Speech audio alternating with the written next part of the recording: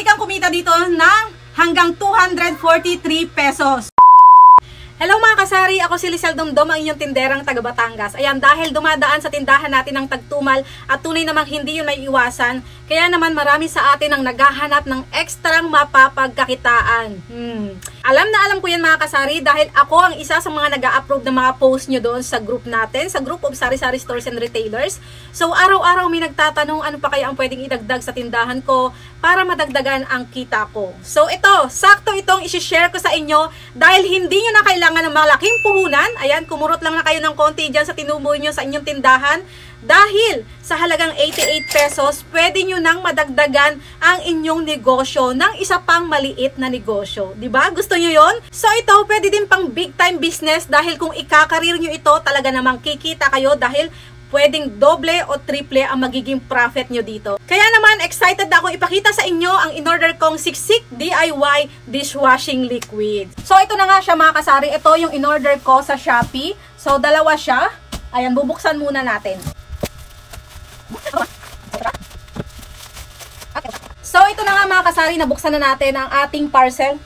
Para makagawa tayo, ito lang isang pack ng Siksik DIY kit ang kailangan natin. So mga bote, timba na paghahaluan. So ito ay 14 liters. Kailangan din natin itong ating whisk. Nilagyan ko siya ng dugtong dito kasi masyadong malalim itong ating timba. Kailangan mahalo natin hanggang ilalim. So kailangan din natin itong embudo at saka nung pangsalok para madali tayo maglagay sa bote mamaya. At para siguradong malinis ang gagawin natin dishwashing liquid ay gumamit ako ng purified water. So depende na rin yan sa inyo kung anong gusto nyo gamiting tubig, kung galing sa gripo or purified.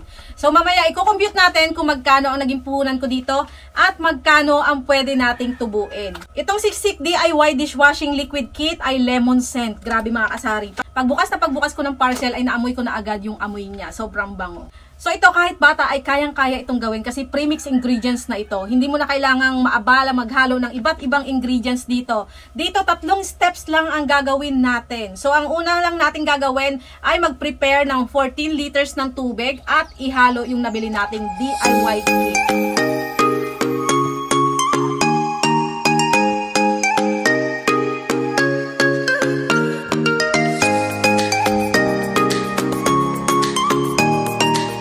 Kailangan tunaw na tunaw siya para maganda ang consistency ng ating dishwashing liquid. So, ang second step lang na kailangan natin gawin dito ay haluin lang ng dahan-dahan hanggang matunaw yung ingredients at lumapot ang mixture. Ayan, katulad ng ginagawa ko. Pagkatapos haluin ay iset aside muna ito hanggang mawala ang bula-bula dito sa ibabaw. So, in-order ko ito sa Shopee. Search nyo lang, Siksik Dishwashing Liquid Kit. So, madali siyang makita. Nasa unahan agad siya. Makikita nyo doon, nakarank siya sa Shopee in best selling sa dishwashing liquid. Ibig sabihin, pinakamabenta siya dun sa Shopee. Pwede rin kayong bumili sa TikTok.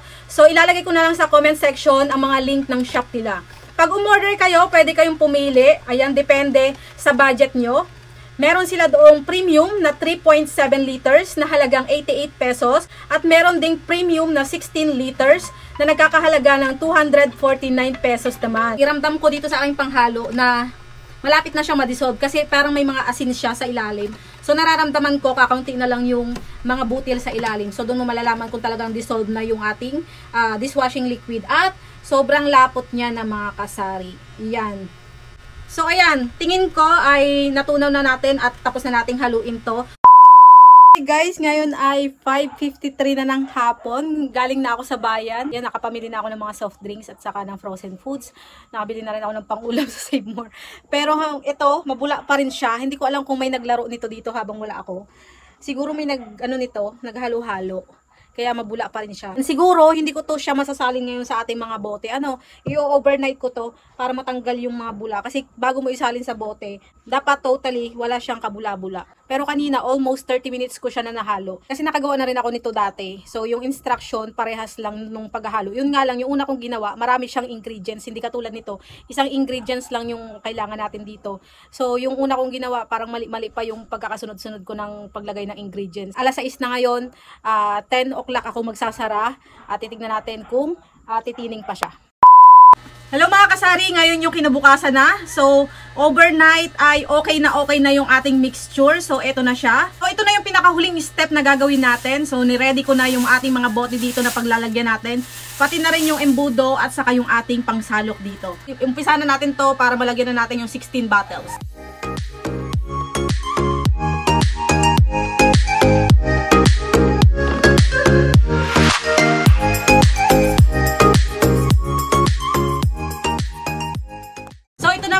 Natapos na nating lagyan lahat ng 16 bottles, lalagyan na lang natin ng takip. So, i-compute natin kung magkano ang posibleng kitain natin dito. So, ang puhunan ko dito ay 249 para sa DIY kit. Ang bili ko ng bote sa Shopee ay 8 pesos isa. So, ang total ng 16 bottles ay 128 pesos. Lahat yun sa Shopee ay free delivery. So, wala ka nang iisipin na expenses para doon sa pamasahe. Gumastos din ako sa tubig, 20 pesos. Pero pwede naman kayong gumamit ng tubig sa gripo kung malinis ang tubig dyan sa inyo. So, ang total na puhunan ko dito ay 397 pesos. So, 25 pesos ang puhunan ng isang bote.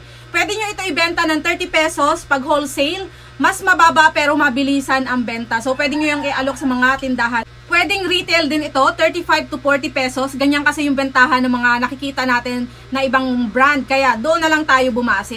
So, pwede natin ito ibenta sa ating sari-sari stores. So, pwede kang kumita dito ng hanggang 243 pesos. So, di ba bongga? Halos nakuha na agad natin yung puhunan natin dito sa isang gawaan laang. Ito ang pinakamadaling pagkakitaan talaga at talaga namang laging ginagamit ng mga tao.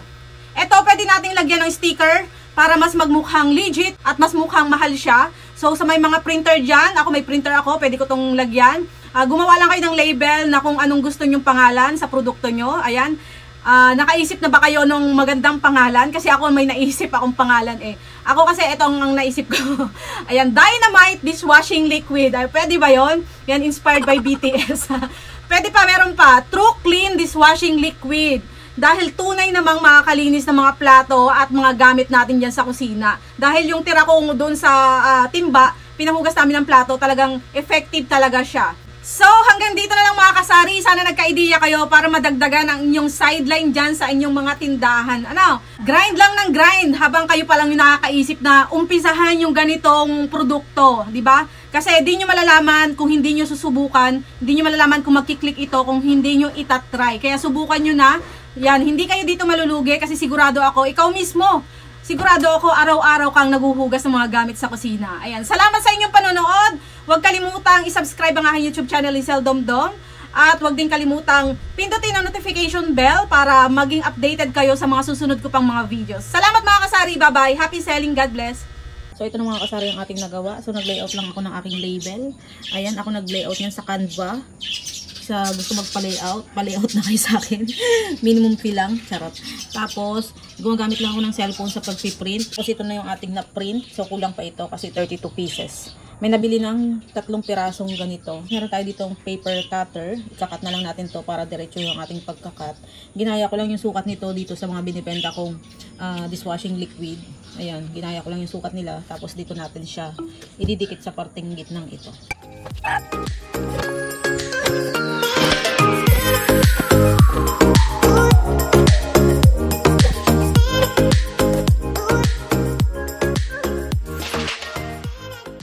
Ayan, ito ay pansamantala lang habang hindi pa nagkiklik ang inyong business na to.